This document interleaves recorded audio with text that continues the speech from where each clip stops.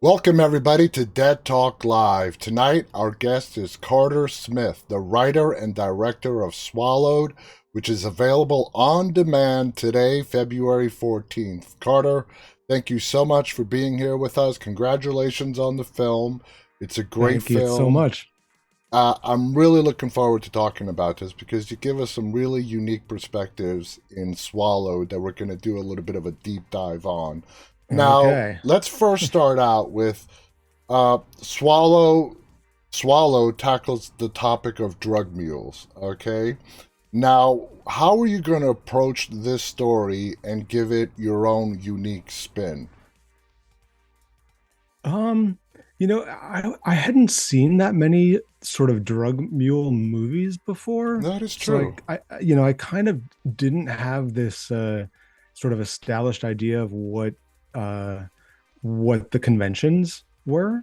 Um, I just came at it from the perspective of like, okay, what happens if these guys get into something that isn't what they expected, and sort of at every turn, everything that could go wrong kind of does go wrong.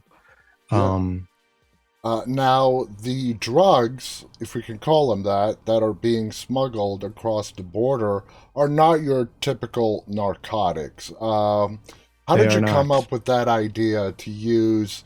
I mean, I'll let you explain. Just Yeah, how did you I come mean, up with that?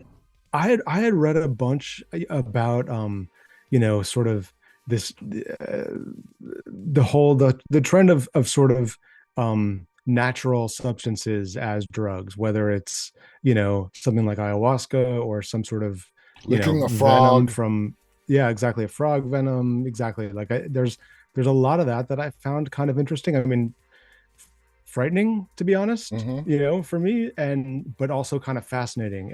And I liked the idea that, I mean, for me, the most horrific stuff is always are the things that are, almost could be real. That's sort of much more terrifying than a demon or a, Oh yeah, something sort of supernatural or, out of this world. Like something like what happens to these guys in this film is kind of more frightening because it's takes place in a world that feels very real to me. absolutely, absolutely. And one thing this movie definitely does, it brings the audience into not this make believe fantasy world, but something that could very well be happening at any point in any part of the world.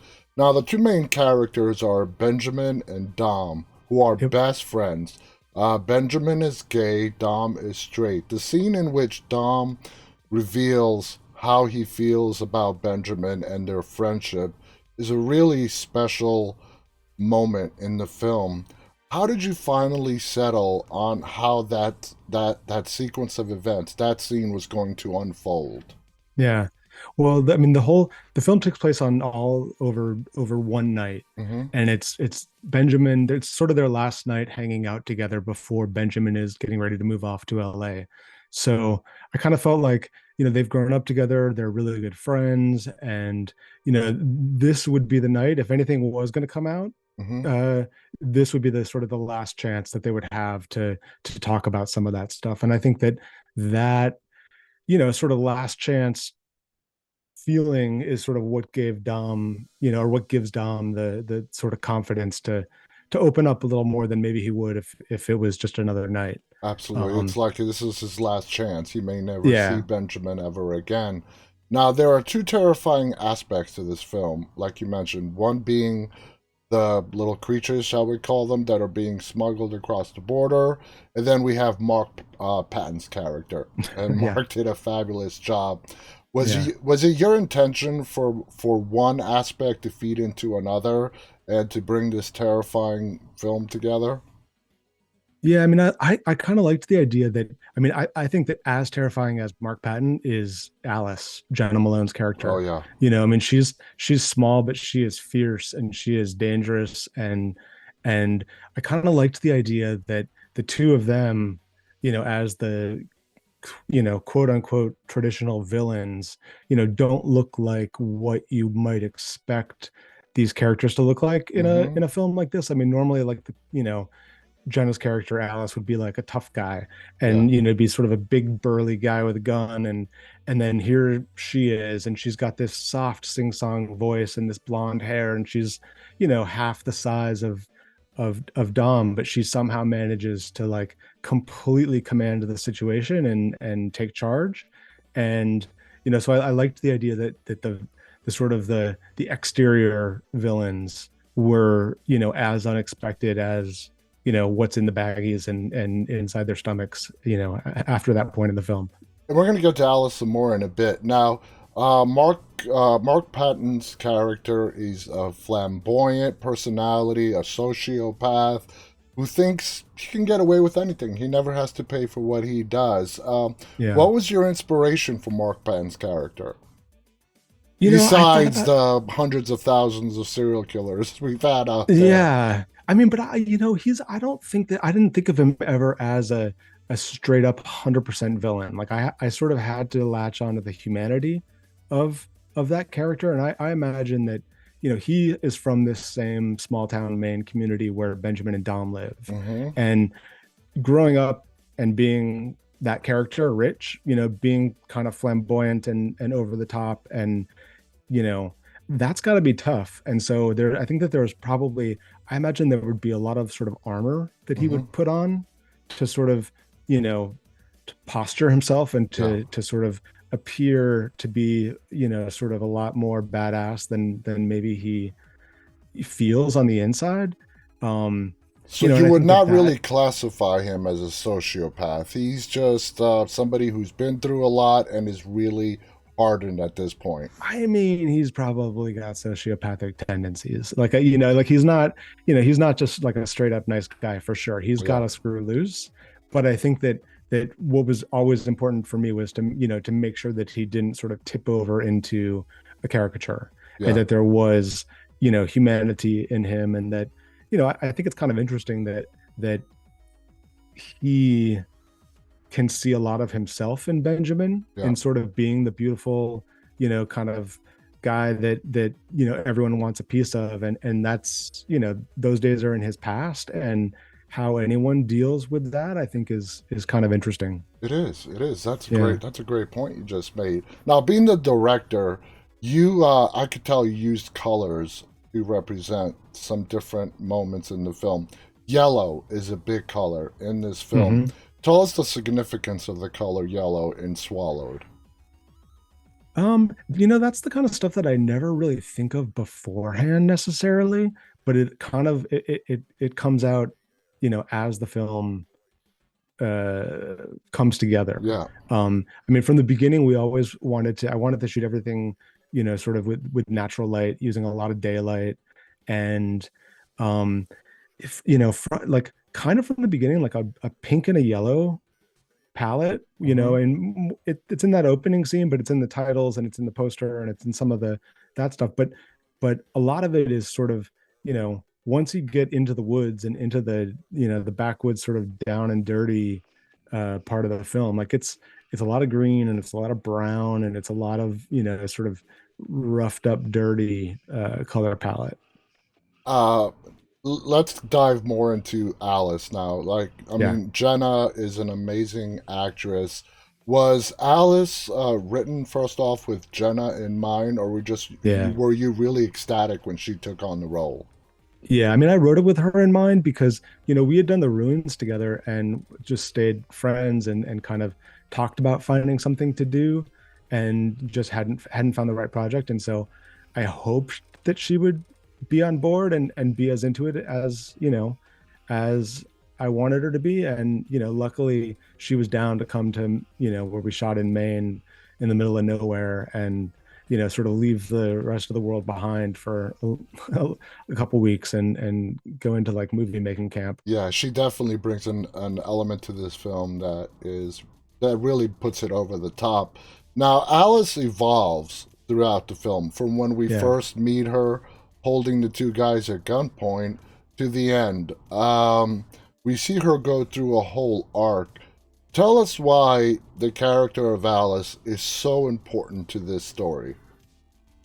I mean, I think that she, in a lot of ways, represents like she's someone that is caught up in this situation and sort of is doing what needs to be done to make ends meet, like Dom. And but I don't think that that makes her a bad person, and it doesn't make her, a sort of one note villain. I think that when she kind of starts to realize and understand the consequences of you know when things go wrong, they go really wrong. And I Mm-hmm. don't think that that's happened to them before. So this is happening for her the first time, as much as it's happening to Benjamin and Dom. So I think that, like, she is in touch with her humanity and her, like, her sort of, she has compassion in a way that is, I mean, it shouldn't be surprising for any human, but like it is maybe surprising from a bad guy character. And that's the contrast that we see between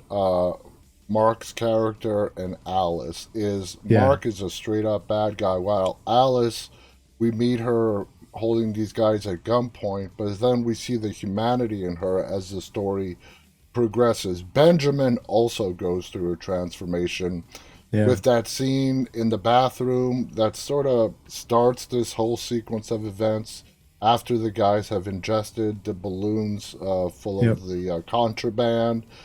Dom gets into a fight. He gets punched in the stomach. Benjamin was very passive at that moment, just Yeah. wanted to avoid any conflict. And then we see a transformation in him when he's in the cabin and he's under Dom's control, sorry, Mark Patton's control, and Yeah. he's told to strip. What do you think was the tipping point for Benjamin being this passive, no conflict guy to going into survival mode?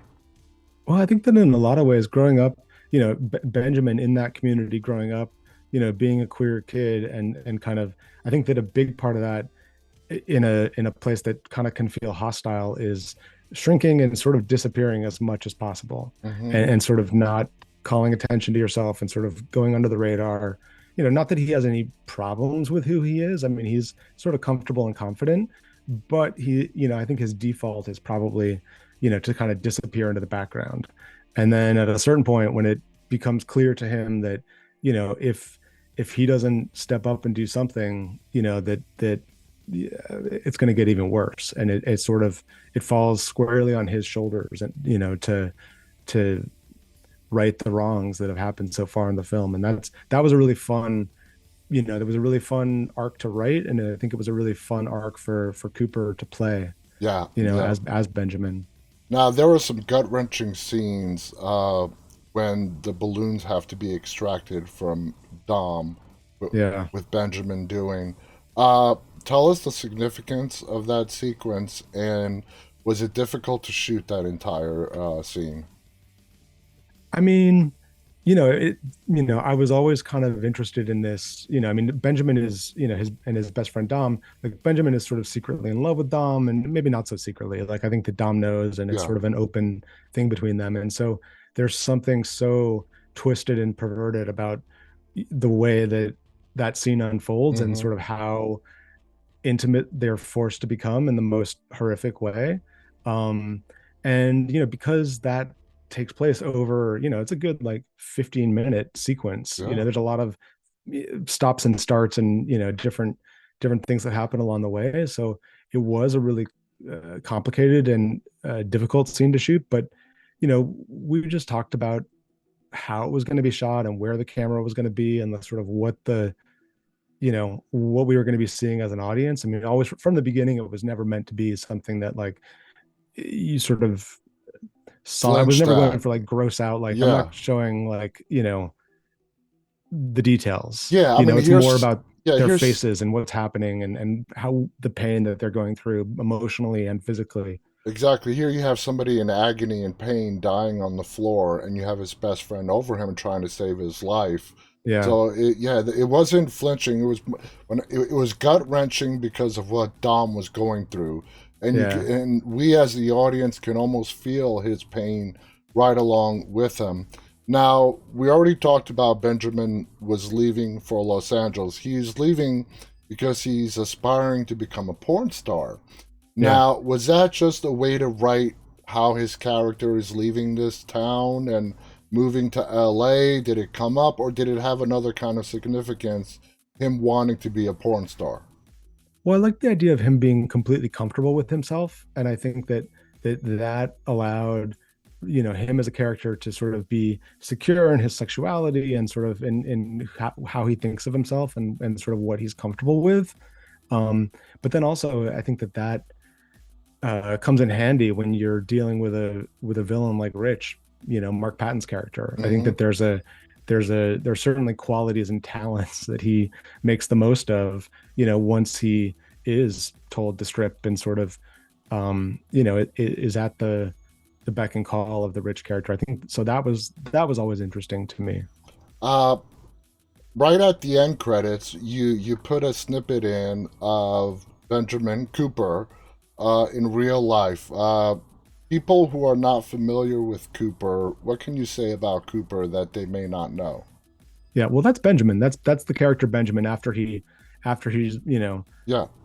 spoiler alert, makes it out and makes it to, the Squirty Awards where he's winning awards for, sort of best performance, best newcomer, best group, like, that's You that's see, that's his that fooled me as well. I thought it yeah. was sort of a real life thing, No, uh, that's Benjamin the not a character, fast 100%. forward. Yeah. Oh, okay. Yeah. I just wanted to Brilliant. suggest that like, I mean, the ending of the film can be a little bit of a downer.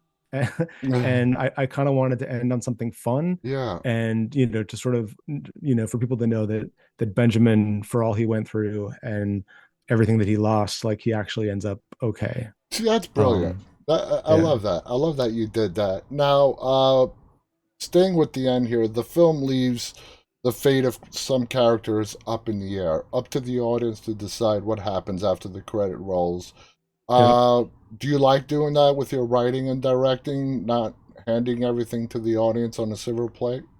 Yeah, I like to try to give just enough, but not everything, if that's, when that's possible. I mean, sometimes you have to give a little more or give a little less, but whenever I can, I like to let the audience kind of make their own decisions or, come to their own conclusions. Now, the But I don't know, I ending, don't know, I don't know what you think is ambiguous. Like I don't like without giving anything away, like I don't know if, well, Mark Pan's character, what yeah, I actually mean, happens to him? if that happened to you, do you think you would survive? Yeah, yeah, it's not the I, most pleasant. I mean, I would not that I want that to happen to anybody, but like, yes, I mean, there is, I guess there is a world where, there could be a return.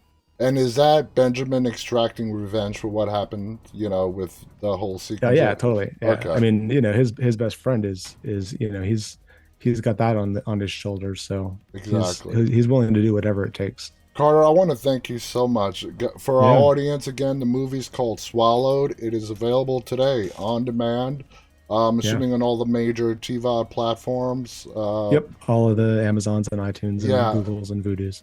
please check this movie out. You're gonna really find it fascinating from start to end. It got it released today. Carter Smith wrote and directed the film. Thank you so much for being our guest. I want to thank our audience, those of you who are tuning in live and those who will be watching this later on. On behalf of Carter Smith and myself, stay safe and stay walking. Good night, everybody.